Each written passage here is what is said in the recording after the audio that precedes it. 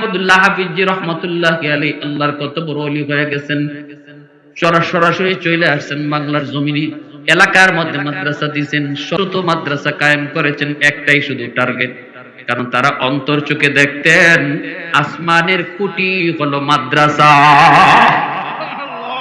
আসমানের খুঁটি মাদ্রাসা, এটা বুঝতেন। আল্লাহর জিকির মুখে জব্দ হয়ে গেছিল। উনি যদি চাইতেনও যে এখন জিকির করতেন না, তবুও জিহ্বায় জিকির করতেন। বাথরুম থেকে বাইরে আইছেন, খাদেমা কয় হুজুর আপনার এদিকে রক্ত পড়ে গেছিলেন? মুহাম্মদুল্লাহ কয় না বাবা। হাবিবজি তিনি বলেন না, আমি তো বাথরুমে পড়ি নাই। তাহলে রক্ত কেন? টাটকা রক্ত। উনিও হাত দিয়ে দেখেন টাটকা রক্ত। কয় এমনি খাদেমে সারে না, কয় হুজুর বলা লাগবে, বাথরুমের ভিতরে আপনি পড়লেন না, আবার টাটকা রক্ত কেমনে আসলো একটু কোন লাগবে। এই কথা বলতে মুহাম্মদুল্লাহ হাফিজি কয় বাবা বলতে পারি, কিন্তু ওয়াদা কর আমার জীবদ্দশায় কারো কাছে এই কথা বলবি না। কারণ খাঁটি আল্লাহর ওলিরা নিজেদের কারামতের কথা কাউকে বলতো না, কেউ দেখলেও বলতে নিষেধ করত। এটা খাঁটি আল্লাহর ওলি চিনার উপায়। আর আল্লাহর ওলি যারা, এরা অ্যাডভার্টাইজ করবে না, নিজেরটা নিজে গায়ে ফিরবে না, এরা নিজেরই লুকায় রাখার চেষ্টা করবে। ঠিক আছে কোন এ বাবা বাথরুমের ভিতরে ঢুকছি, আমার জিহ্বায় আল্লাহ আল্লাহ জিকির করে। আমি জিহ্বারে কইলাম এটা বাথরুম না পাক জায়গা, এখানে আল্লাহ আল্লাহ জিকির করা যায় না, তুই বন্ধ কর। কিন্তু জিহ্বায় আমার কথা শুনে না, আমার কথা মানে না। বল আমি কি করি? গুসার চোটে জিহ্বারে কামড় দিয়ে ধরছি, এমন ভাবে দাঁত দিয়ে কামড় দিছি জিহ্বা কেটে ফেলছি যেন জিকির বন্ধ করে। এই জিহ্বা দাঁত দিয়া কাটার কারণে রক্ত বের হয়েছে। मैं तालिबे मौला हूँ मेरे इश्क निराला, मैं तालिबे मौला हूँ मेरे इश्क निराला, है जुमला जहां जिनकी तजल्ली से उजाला, है जुमला जहां जिनकी तजल्ली से उजाला, मा दर्द जहां गैर खुदा यार नदार, যদি আদে খুদা হিচ দিগুর কার নদারিম, যদি আদে খুদা হিচ দিগুর কার নদারিম। মুসলমানের আওয়াজে কও আল্লাহু আকবার।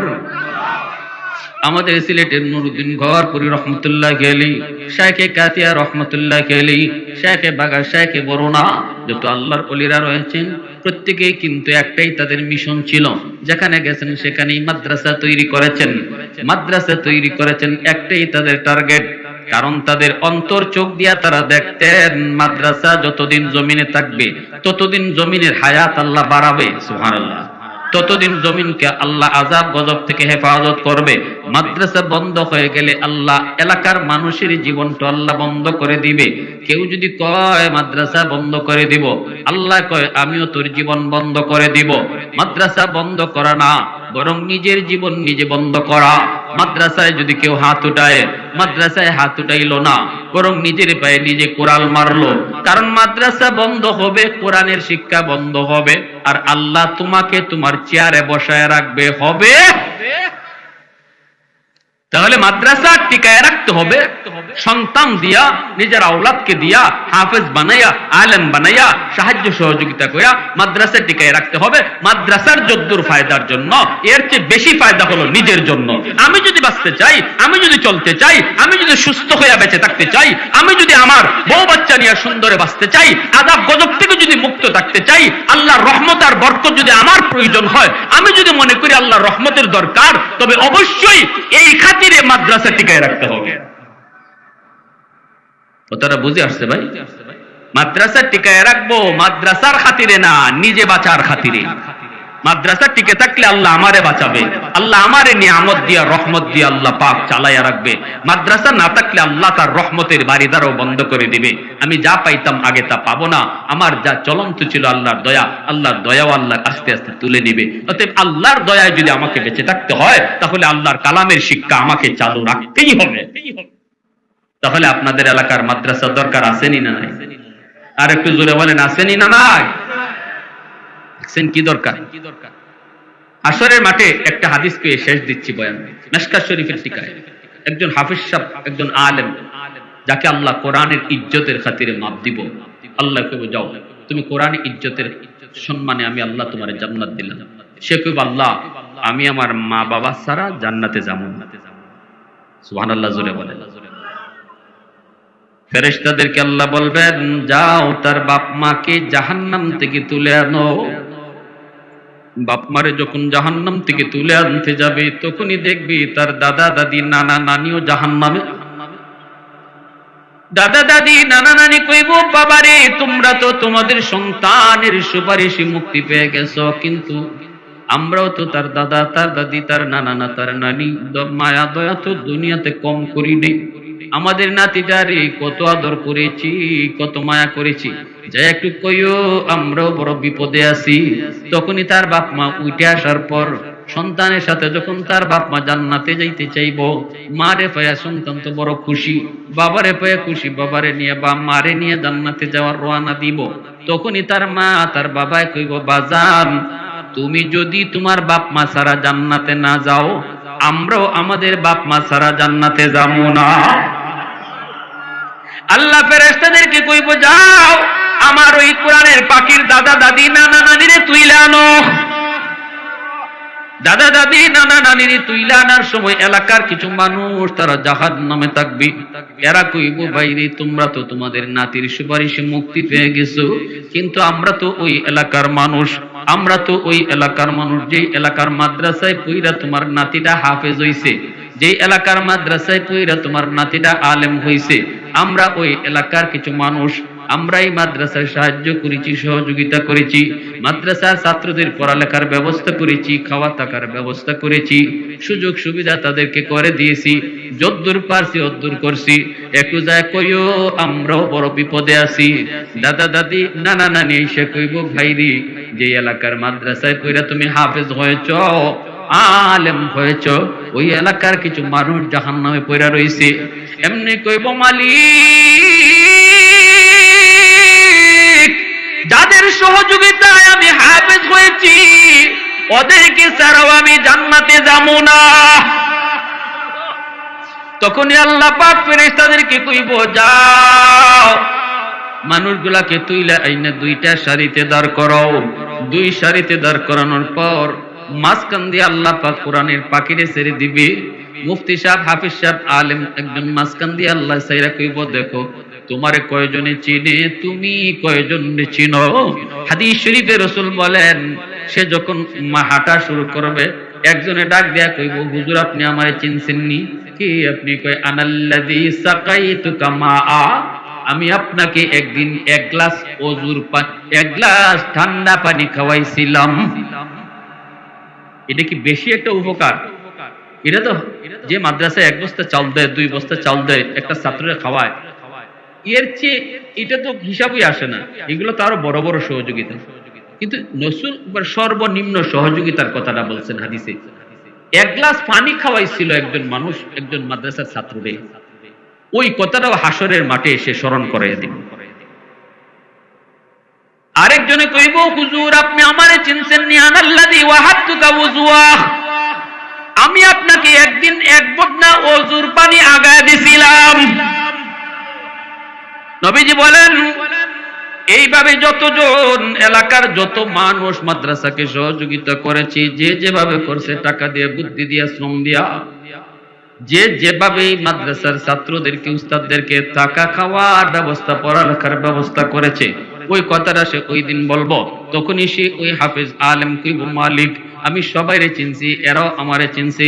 তখন আল্লাহ পাক কইব বরযাত্রীর মতো জান্নাতে ঢুকো। বরের সাথে বরযাত্রী যেইভাবে বিয়া বাড়িতে ঢুকে কেউ হাত বাড়ায় না, 300 জন কইলে পরে 400 জন যায়, তারপরও কেউ আটকায় না। আসেনি গাজীপুরে 500 কইলে 700 ঢুকে, এরপরও কেউ হাত তুলে না। কারণ সবাই জানে বরযাত্রী যদি কয় 300 যাইব 400, যদি কয় 500 আইব 600, এরপরও কেউ হাত তুলে না। কারণ এই দিন বরের চেয়ে বরযাত্রী পাওয়ার বেশি থাকে। জামাই যে কয় বর যে কয় সে তো কম কথা কয়, পাওয়ার দেখায় বরযাত্রী বেশি। এজন্য বরযাত্রীদের সাথে মেয়ে বাড়ির লোকেরা সহজে কেউ বাজাবাজি করে, বাজাবাজি করলে আজকে গ্লাস ভাঙবো, প্লেট ভাঙবো, বরযাত্রী হই বরে না। তেল কেন বেশি হইলো, মরিচ কেন বেশি হইলো, লবণ কেন কম হইলো, এই কথাগুলো বরে কয় না, কয় কেটায় কথা কোন আপনারা। আর মেয়ের বাড়িতে ডুইকা ডাব কয়টা আছে, নারিকেল কয়টা আছে, খায় কেটায় বরে। এজন্য হাত বাড়ায় না কেউ। যদি কেউ হাত বাড়ায়, ভাই বরযাত্রী তো 300 যাওয়ার কথা, কবিতে 300 গেছে, থামেন। খালি কেব আইএমএ বরযাত্রী, সাথে সাথে হাত তুলতে বাধ্য। হাসরের মাঠে একজন আলেম, একজন হাফেজ, আল্লাহ যখন কব যাও সামনে যাও, পিছনে বরযাত্রীর মতো ঢুকবে, যদি জান্নাতের দারোয়ান ফেরেশতা হাত বাড়ায়ও, খালি কইব আমি হুজুরের লগে, আমি হুজুরের সাথে, সাথে সাথে হাত তুলতে হবে। আল্লাহ সবাইকে ওপেন জান্নাতে যাওয়ার সুযোগ দিয়ে দিন। কোরআনকে মহব্বত করার খাতিরে, মাদ্রাসাকে দিল থেকে ভালোবাসার খাতিরে। এজন্য রাসূল কইছে কুন আলিমান আও মুতাআল্লিমান আও মুহিব্বান আও মুঈনান ফালা তাকুন খামিসা। চার দলের ভিতরে থাইকো, মাদ্রাসার মহব্বত। মুহাম্মদুল্লাহ হাফিজি রাহিমাহুল্লাহ ভারতের পানিপথ তিনি পড়ার জন্য গেলেন। ছোট্ট বালক, কেমনে যাবেন পানিপথ চিনেন না। বাংলাদেশের সীমান্তে যাওয়ার পর কেমনে যাবেন, কোথায় যাবেন চিনেন না। ছোট্ট বাবু, পাগলা কুত্তায় কামড় দিছে, এলাকার মানুষেরা দইরা তারে হাসপাতাল নিয়ে গেছে। চেহারাটা দেখে মায়া লাগছে। ছোট্ট বাবু, ডাক্তার কয় এটা তো পাগলা কুকুরের কামড়, এই কামড়ের চিকিৎসা বাংলাদেশে হয় না, পূর্ব পাকিস্তানে হয় না, এই চিকিৎসা যদি করাইতে হয় ভারত পাঠাইতে হবে। এলাকার মানুষেরা কয় ভারতের কোথায়, কয় পানিপথ। মুহাম্মদুল্লাহ হাফিজি 7 বছর 8 বছরের বালক, সাথে সাথে চোখের পানি ফেলায় কয় মালিক আমি পানিপথ যাইতাম, রাস্তা চিনি না, কুকুরের কামড় খাওয়ায়া তুমি আমারে পানিপথ পাঠাইতেছো। সুবহানাল্লাহ জোরে কও। এলাকার মানুষেরা যায় ট্রেনের কাছে যায়, টিটির কাছ থেকে টিকিট কাটলো, টিটিকে সমঝে দিল, কয় বাচ্চাটারে পানিপথ নামায়া দিও, চিকিৎসা লাগবে, পাগলা কুকুরের কামড়। মুহাম্মদুল্লাহ হাফিজ তিনি চলে গেলেন পানিপথ। ডাক্তাররা ট্রিটমেন্ট করলো। ওনার তো ট্রিটমেন্ট উদ্দেশ্য না, উদ্দেশ্য তাড়াতাড়ি মাদ্রাসায় ভর্তি হওয়া। বর্তমানে যেমন দারুল উলুম দেওবন্দ সারা বিশ্বের সবচেয়ে বড় মাদ্রাসা, এলেমের মার্কাজ, যেটাকে এলেমের মা বলা হয়, তখনকার সময় ছিল এরকম পানিপথ, এলেমের মার্কাজ ছিল ওই জায়গা। তিনি মাদ্রাসায় গেলেন, উস্তাদকে যা বলতেছেন, উস্তাদজি আমি পূর্ব পাকিস্তান থেকে এসেছি, কেমনে আইছি সেটাও আল্লাহর বহুত বড় কুদরত। আমি ছোট মানুষ, আমি আইছি আপনার মাদ্রাসায় ভর্তি হওয়ার জন্য।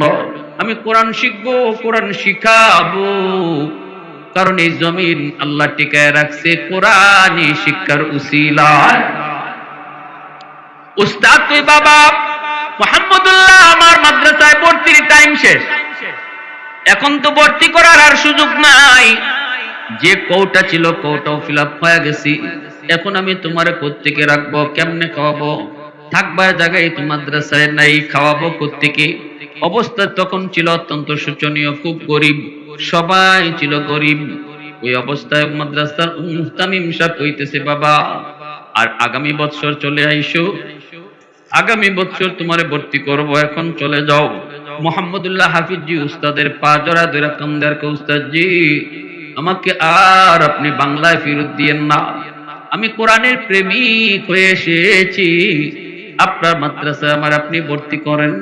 ঠিক আছে, আমার মাদ্রাসায় রাখাও লাগবে না, মাদ্রাসায় খাওয়ানো লাগবে না, শুধু আমার ক্লাসে বসার সুযোগ দিয়েন, বাকি থাকা খাওয়ার ব্যবস্থা করবে আমার আল্লাহ।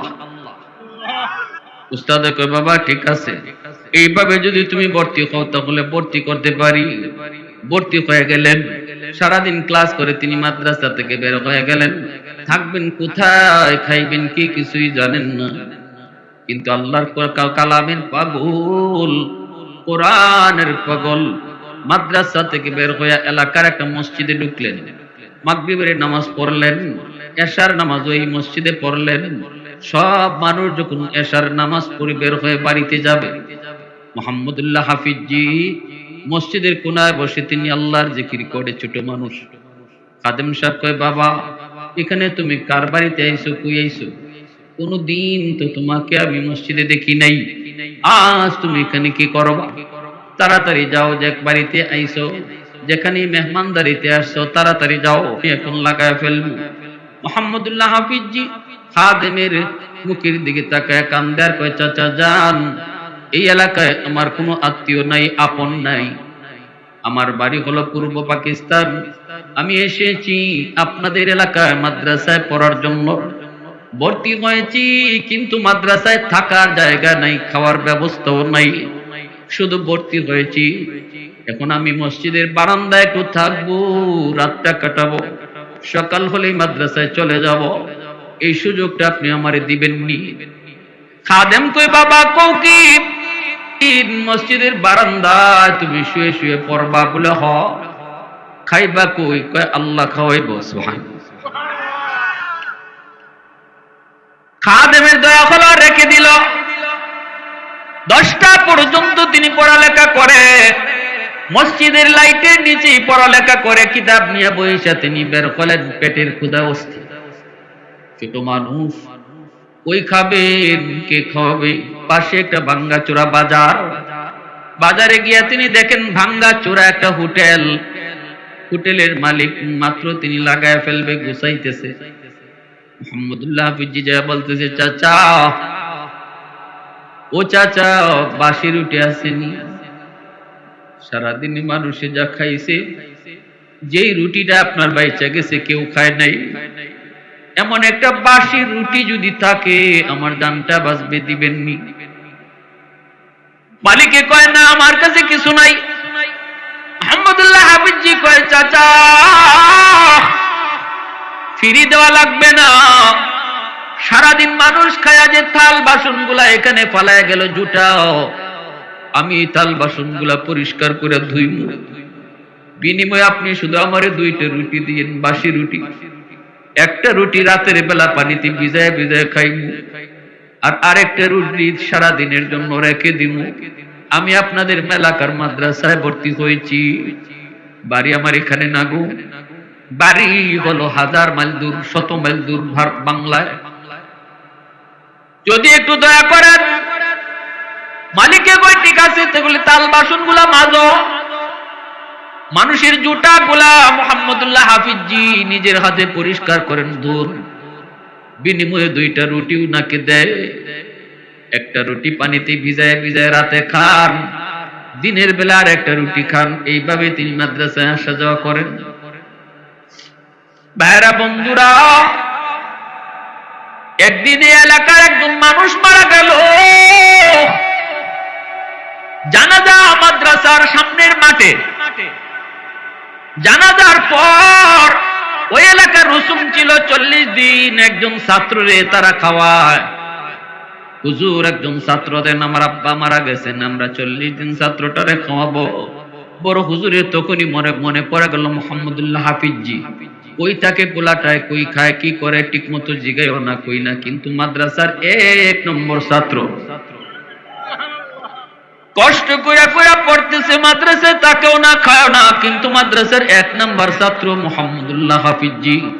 উস্তাদের নজরে পড়ে গেল, উস্তাদ ডাক দিয়ে কয়, মুহাম্মদুল্লাহ বাবা, বাবারে, আমিও বড় অভাবে কষ্টে, তোরে কোনো কিছু জিগাই না, কারণ আমি নিজে শরম পাই, জানি বাবা খুব কষ্ট করে তুমি থাকতেছো, কেমনে কাও? কয়, হুজুর, একটা হোটেলে থাল বাসন মাজি, জুতা পরিষ্কার করি, আমার বিনিময়ে 2টা বাসি রুটি দেয়। উস্তাদের চোখ দিয়ে পানি পড়ে, উস্তাদ কান্দে আর বুকে জড়ায় কয়, বাবা আয় আমার বুকে আয়, তুই সত্যিকারে আমার মালিকের কোরআনের পাগল, কালকে থেকে তোমার 40 দিনের জন্য লজিং পাওয়া হইছে, ওই বাড়িতে তুমি আজকে 40 দিন খাইবা থাকবা, মরা বাড়িতে। মুহাম্মদুল্লাহ হাফিজি ওই বাড়িতে গেলেন, আলহামদুলিল্লাহ এখন টাকা খাওয়ার সমস্যা নাই, মাদ্রাসায় আসা যাওয়া করেন, ওই বাড়িতে খান, ওই বাড়িতে থাকেন, এইভাবে দিন যাইতেছে, দিন যায়, যাইতে যাইতে আমার ভাইরা বন্ধুরা 30 দিন, 35 দিন, 39 দিন হয়ে গেছে, আর বাকি আছে লজিং এর মেয়াদ 1 দিন। লজিং এর মেয়াদ কয় দিন? সাথে সাথে ওই দিন এই এলাকার আরেকজন মানুষ মারা গেছে, লাশ নিয়ে মাদ্রাসার মাঠে হাজির। জানাজা শেষ হওয়ার পর উস্তাদজি আমার আব্বা তো মারা গেলেন, আমাদের একজন ছাত্র লাগবে, 40 দিন খাওয়াবো। বড় হুজুরে কয় আমার মোহাম্মদুল্লাহরে নিয়ে যাও, তার লজিকের মেয়াদ তো ওই বাড়িতে আর একদিন মাত্র আছে। ডাক দেখে বাবা মোহাম্মদুল্লাহ, আগামীকাল থেকে ওই বাড়িতে তোমার লজিক, ওই মরা বাড়িতে খাইতেছেন, চলতেছেন আলহামদুলিল্লাহ। 30 দিন, 35 দিন, 39 দিন, আর বাকি আছে লজিকের মেয়াদ কয় দিন? আরেকজন মানুষ মারা গেল,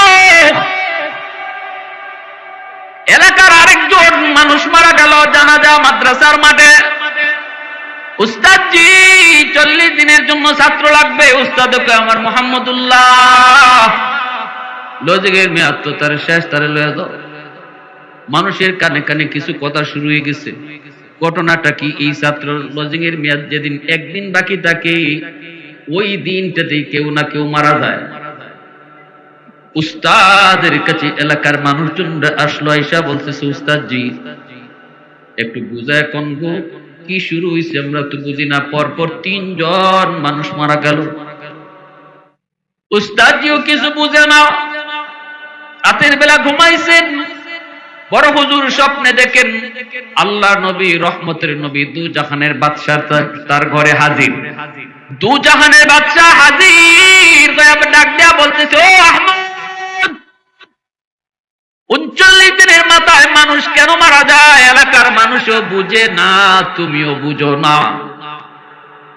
আমি নবী তোমারে জানাইতেছি যে ছোট্ট বাবুটা বাংলার জমিন থেকে আইছে, সে ছোট কালেই সে আল্লাহর বহুত বড় ওলি হইয়া বইয়া রইছে। তাড়াতাড়ি করে তারে মাদ্রাসায় থাকা খাওয়ার ব্যবস্থা করো, আর যদি না করো তাহলে মুহাম্মদুল্লাহর খানা আল্লাহ বন্ধ করবে না, প্রয়োজনে আল্লাহ এলাকার একজন একজন করে সব তুলে নিব, তবুও তার লজিং এর খানা আল্লাহ বন্ধ করবে না।